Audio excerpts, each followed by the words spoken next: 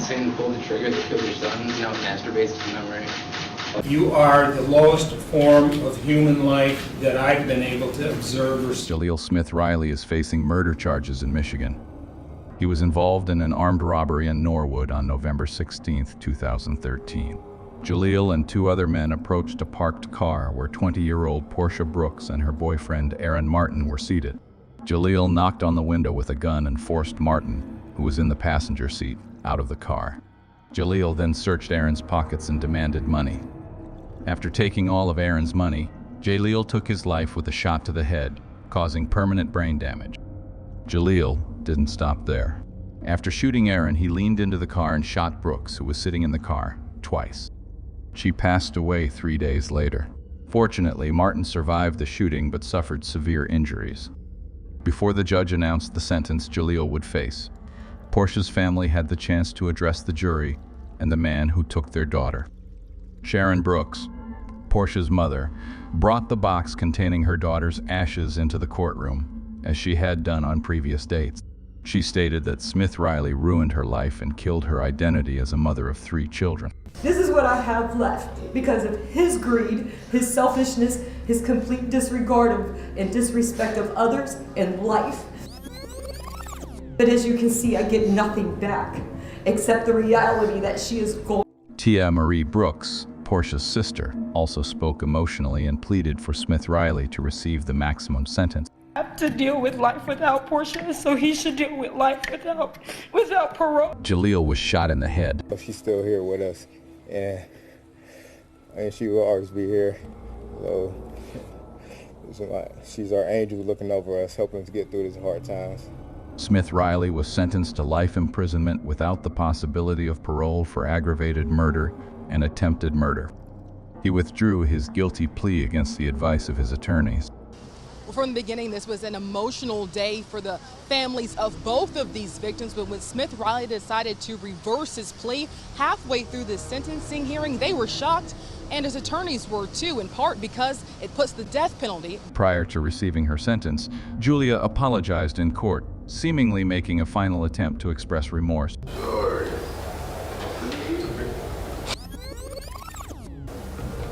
This is what I come over. Additionally, Jalil's lawyer made a final attempt to save face. And he knows it. He can't go back in time and undo what he did.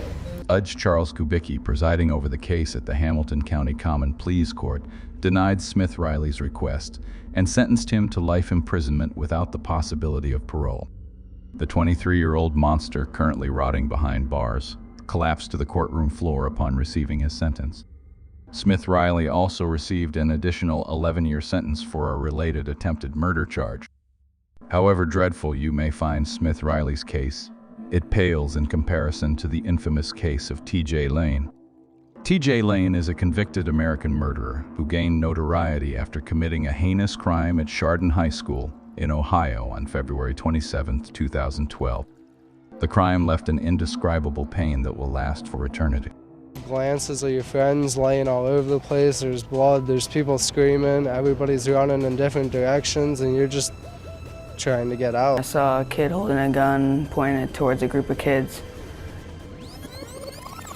Do you remember the look on the gunman's face?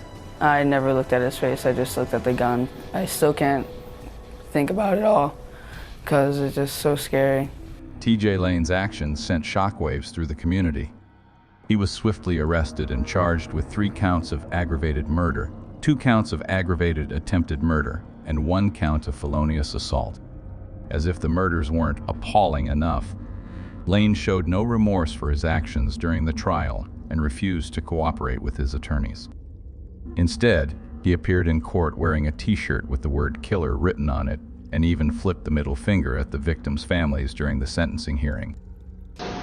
Satan pulled the trigger that killed your son, now it masturbates to memory. The statement sparked outrage and revulsion, not only among the victims' families, but throughout the nation. Judge David Fury, presiding over the case, described Lane's behavior as heinous, unjustifiable, and senseless, sentencing him to 3 life imprisonments without the possibility of parole. Lane didn't even flinch upon hearing his sentence, remaining emotionless and remorseless. Lane's behavior and reactions were likened to those of a psychopath. However, not every convict remained emotionless upon hearing their sentence, as in the case of Ryan Stone. This is Ryan Stone, facing charges for a spree of crimes across the country, including kidnapping and assault, all captured and broadcasted live by helicopters. The pursuit began after Stone kidnapped a car with a 4-year-old boy inside and fled, leading the police on a dangerous chase lasting over an hour. During the pursuit, Stone drove at speeds of up to 100 miles per hour, recklessly in every manner. Here, he is seen overtaking an innocent civilian on the highway, ejecting them from the car before continuing in the new vehicle. But that's not all. Watch as he exits the highway, opens the car door at high speed, then abruptly brakes before crashing into another parked car at an intersection. Investigators believed this was a desperate attempt at another carjacking. Stone also collided with several other vehicles during this pursuit, causing numerous injuries. At one point, he came within inches of hitting an officer attempting to place stop sticks on the highway. He eventually crashed the stolen.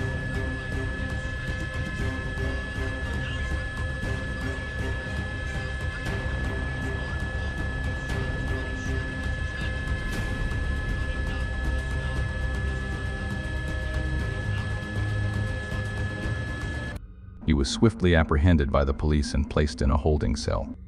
As if Stone's actions weren't appalling enough, he was caught on video bragging about his deeds to a friend who visited him in the cell. Hey, did you know I made the news in the UK and Australia? What? Yeah, my lawyer told me I made the news in the UK and Australia. If you type in Grand Theft Auto on YouTube, my shit comes up first. Ryan Stone, facing charges for a spree of crimes across the country, including kidnapping and assault, believes he should be compensated for his viral car chase because news channels are using footage of his car pursuit. I'm going to contact Channel 7 News or have you contact Channel 7 News or somebody. You guys aren't getting paid using...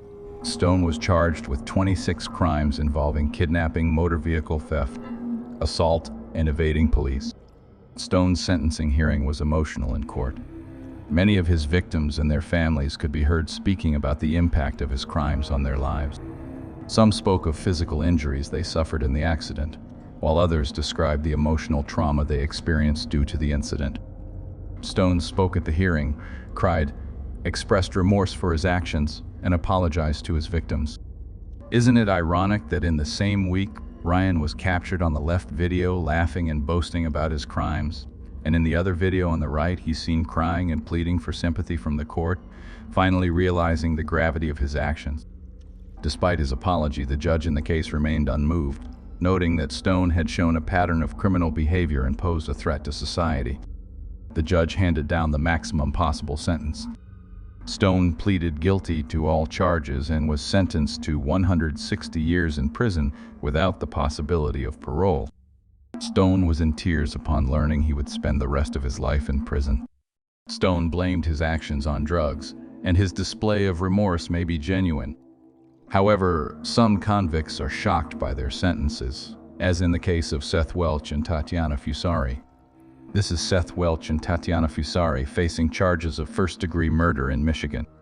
Seth and Tatiana were the parents of 10-month-old Mary Welch, who police said died from neglect-related malnutrition and dehydration on August 2, 2018, in Solon Township, Kent County, Michigan.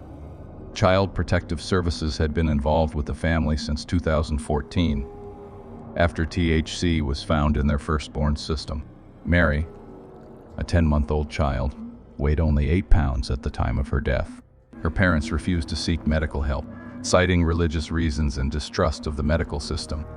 The family's home was found unhygienic during the initial investigation, with evidence of worms, insects, and mold. The doctor who conducted the autopsy confirmed that Mary suffered from chronic malnutrition caused by the lack of food and water. Seth's 9/11 call revealed their level of neglect toward their daughter. And he said, when you found her, she was already believed to be deceased, right? Yes. And that's when you consulted with a lawyer? Yep. Do you believe she was beyond help already? Oh, yeah. She was dead as a doormat. When in court, prosecutors made sure to emphasize how negligent the parents were with their 10-month-old child. You didn't know that. And don't tell me you didn't intend that, because you didn't get her little tush out of that crib. You left her in there. You ignored her because she was an inconvenience. Because she was a bother, the couple was initially charged with felony murder in August 2018. In June 2020, Seth Welch was convicted of first-degree murder and sentenced to life imprisonment without the possibility of parole. In 2021, Fusari testified that her husband was abusive and that she couldn't take Mary to the doctor. He got very angry with me. He smacked me across the face and he told me that he knows he said, "You know what the I think about doctors. I told you Mary is fine. She's fine, now drop it." In November 2021, Fusari was sentenced to life imprisonment without the possibility of parole for first-degree murder and an additional sentence of 15 to 30 years for first-degree child abuse. When the judge handed down the life sentence, Seth's mouth dropped open in shock and Fusari began to cry. For many, this couple got what they deserved. However, this wasn't the only time a convict received a seemingly fitting sentence. There was the case of Esteban Carpio. Esteban Carpio is an American murderer who killed a detective in a police station in Providence, Rhode Island in 2005. Providence Police Detective Sergeant James L. Allen and another detective were questioning Carpio at the Providence Police Headquarters for approaching an 85-year-old woman, Madeleine Gatta, according to police reports. The second detective stepped out to the third-floor interview room to get water. It was here that things took a turn for the worst. Carpio had asked for water, and the two detectives that were in there with him, one left to go get the water and locked the door behind him. And they tragically heard Detective Allen say, "I think he's going to kill me. He's got my gun, he's going to kill me." By the time they broke it down, the officer was dying, and Carpio had jumped out the window. He was recaptured a few minutes later amid struggles with the police, but that the drama. Due to the daring leap and scuffles with the police, Carpio sustained injuries. When it came time for his sentencing, Carpio appeared in court wearing a mask designed to prevent him from spitting or biting others. His face was red, bruised, and swollen when he appeared in court. His family members shouted and accused the police of brutality. Come back guilty, Stephen! The family believed they forced him to wear the mask to try to hide the brutal revenge beating Carpio endured behind closed doors. In fact, Carpio's aunt went on live TV to say this. It's gross police brutality. He was mentally ill, and he needed help, and we couldn't get it. We tried and tried, and he didn't deserve it. However, Providence Police Chief Dean M. Esserman argued that Carpio's injuries were sustained when he jumped from the third-floor interview room and resisted arrest. The FBI later investigated the police but concluded that they did not use excessive force. No civil rights violation when injuries are incident to arrest, meaning if he's fighting the police officers, the officers have the right to use whatever force necessary to subdue the subject. On June 27, 2006, a jury found Carpio guilty of the murder of Detective Allen and the stabbing of Madeleine Gatta. Despite his plea of insanity, Carpio was sentenced to life imprisonment without the possibility of parole. Initially, he showed little reaction to his sentence and remained impassive. However, later on, in an attempt to sway the jury, he apologized for his actions. Every day, I face the facts of what I did and what happened. Carpio claimed to suffer from mental illness at the time of the crime, but the court did not consider the claims. However evil you may perceive Carpio to be, how does he compare to Kyla Mendoza, who tweeted this on the same night she took the lives of two girls in a fatal drunk driving accident? This is Kyla Mendoza, an American woman who was sentenced to 24 years in prison in 2015 after being convicted of killing two women while driving intoxicated in Fort Lauderdale, Florida on November 17, 2013. She was 20 years old and did not have a driver's license at the time. Mendoza is known to have tweeted "too drunk, 2 care hours" before the fatal accident. Ms. Mendoza, to 2 counts of DUI manslaughter. That's count 1 and count 3. How do you plead? Prior to the accident, Mendoza went to a local bar with her manager and co-workers, where she drank 2 fishbowl margaritas. A few hours later, Mendoza sat behind the wheel of a Hyundai Sonata and drove in the wrong direction on the Sawgrass Expressway. Kayla hopped into her car and went speeding the wrong way down the freeway at more than 80 miles an hour. She collided head-on with another car, killing these 2 beautiful young women, Marissa Cotroneo and Caitlin Ferrante, both just 21. Kayla Mendoza faced 2 charges of DUI manslaughter, 2 charges of DUI manslaughter with an unlawful blood alcohol level, 2 counts of vehicular homicide, and 2 counts of driving without a license causing death. Mendoza's then-boyfriend was the owner of the Hyundai Sonata involved in the accident, and explained that the tweet "Too Drunk to Care" was directed at him. The "Too Drunk to Care" tweet was for my boyfriend because he was upset I was out, hanging out with them and with Marcelo drinking, because he wanted me to be home. The Ferrante and Cotroneo families filed lawsuits against Mendoza, her boyfriend, the T-Mobile store where Mendoza worked, and the Tijuana taxi company. On May 4th, 2015, 2 months after pleading guilty to 2 counts of DUI manslaughter, Mendoza was sentenced to 24 years in prison. Throughout the trial, Mendoza remained apologetic, and when she heard her sentence, her apologies and crying intensified. How much time passes, I'm gonna live with that in my heart every day. After her sentence, Mendoza will also serve 6 years of probation and is permanently banned from operating a motor vehicle. Mendoza's apologies and remorse showed that she might still be redeemable. However, the same cannot be said for Adrian Dunn. This is Adrian Dodd facing murder charges in San Antonio. Adrian Dunn, a former inmate, was convicted for the murder of Rakim Tariq Charles. Police stated that Adrian shot Charles in the back during a drug transaction in a parking lot on July 16, 2012. To make matters worse, this wasn't Dunn's first encounter with law enforcement. To prison twice for possessing a firearm after this murder. He committed another shooting a month before this murder, and he's shown 0 remorse. The prosecutors urged the jury to impose the maximum sentence, noting that Adrian had an extensive criminal history and had shown no remorse for the murder. Prosecutor Jason Goss can be seen here holding the hands of the victim's parents before arguing to the jury that a life sentence was necessary to prevent another family from suffering as Charles' family had. Her son, who has to suffer, and this family who has to suffer because of the defendant. And that's why we're asking you for a life sentence. If you thought the crimes were horrific, wait until you see how Adrian reacted to his sentence. Throughout the trial, Adrian showed no remorse and couldn't have cared less. He was found guilty of the crime, but his attorney argued that a sentence of 35 to 40 years would be more appropriate. Don't give Adrian a chance to go into prison and try to make something of himself so that when he gets out, if he ever gets out, he can try to be an asset to our community. However, the jury deliberated for just 2 hours before returning with a sentence of life imprisonment. When the jury's decision was read, Adrian began to struggle with Bexar County Sheriff's deputies attempting to escort him out of the courtroom. Dunn's behavior was marked by profanity and outbursts. He was eventually subdued and removed from the courtroom. Adrian's case could be considered a drug deal gone wrong. However, while he remains stoic and combative, there are other convicts who break down in court and show genuine remorse for their actions, such as in the case of Ellis Nelson Ortiz-Neve. This is Ellis Nelson Ortiz.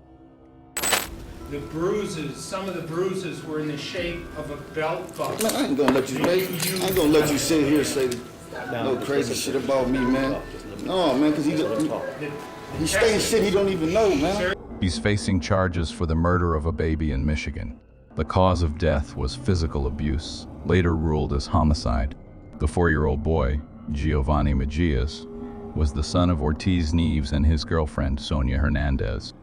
Sonia claims she had no involvement in the crime. However, her neighbor had a different version of the story. Sonia was well aware. She was well aware of what was happening because she told him that was his responsibility to whoop them. Ortiz Neves denied abusing the boy. but the judge and prosecutors believed that the child's assault led to his death. When Kent County deputies arrived at the trailer in Gaines Township, where Ortiz Neves was left to care for several children under 11 years old, they found Giovanni on the kitchen floor. An autopsy revealed that Giovanni died from internal bleeding caused by abdominal rupture, which would have been caused by an adult, not a child. During the trial, Kent County Circuit Court Judge Mark Trusock can be heard condemning Ortiz Nava's actions, reproaching him in very strong words and insisting that he should never be released from prison. You are the lowest form of human life that I've been able to observe or see. That you committed this murder and that you beat this little boy to death. The judge described the injury Giovanni suffered before his death, which made Ortiz Neves upset and struggle with deputies who had to remove him from the courtroom. You had put cigarettes out on this poor little child. There was evidence of that from the pictures. Anybody says anything back there about that?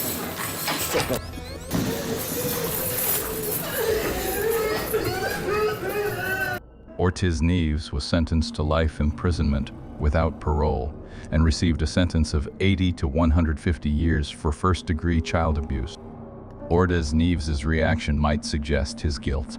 However, this wasn't the only time a convict reacted emotionally to their trial.